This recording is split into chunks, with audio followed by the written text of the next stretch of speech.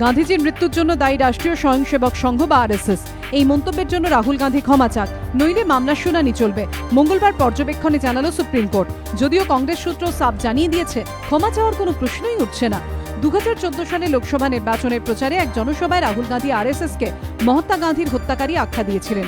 সেই মন্তব্যের প্রেক্ষিতেই রাহুলের বিরুদ্ধে মানহানির মামলা করেন এক আরএসএস কর্মী। মহারাষ্ট্রের ভিওয়ান্ডির আদালতে এই মামলা দায়ের হয়। গত বছর রাহুল গান্ধী সেই মামলার শুনানিতে ভিওয়ান্ডি আদালতে হাজিরাও দিয়েছিলেন। একই সঙ্গে সুপ্রিম কোর্টে মামলাটি খারিজ করার আবেদন করেন তিনি। মঙ্গলবার সেই আবেদনের শুনানিতে সর্বোচ্চ আদালত রাহুল গান্ধীর উদ্দেশ্যে বলেন, কোনো সংগঠনকে সামগ্রিকভাবে অপমান করতে আপনি পারেন না। বিচারপতি দীপক মিশ্র আরএফ নরিমানের বেঞ্চ এই মন্তব্য করে।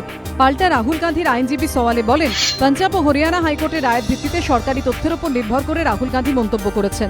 পাঞ্জাব ও হরিয়ানা হাইকোর্টের রায় দেখার পর সুপ্রিম কোর্ট মন্তব্য করে, রায়ে শুধুমাত্র বলা হয়েছে নাথুরাম গডসে একজন আরএসএস কর্মী ছিল। গডসে গান্ধীজিকে মেরেছে আর আরএসএস গান্ধীজিকে খুন করেছে। এই দুয়ের মধ্যে ফারাক রয়েছে। यदि उनमें थोड़ी भी बौद्धिकता होगी और राजनीतिक मर्यादा होगी, न्यायालय के प्रति सम्मान होगा, तो वे माफी मांग लेंगे। यदि वे माफी नहीं मांगते हैं तो उन्हें कोर्ट कचहरी का चक्कर लगाना पड़ेगा। সর্বোচ্চ আদালত জানিয়েছে, ক্ষমা না চাইলে মামলার মুখোমুখি হতে হবে রাহুলকে। কিন্তু কংগ্রেস সূত্রে খবর, রাহুল কোনোভাবেই ক্ষমা চাইবেন না। श्री राहुल गांधी जी को अपनी टिप्पणियों के लिए ना खेद है ना कभी होगा।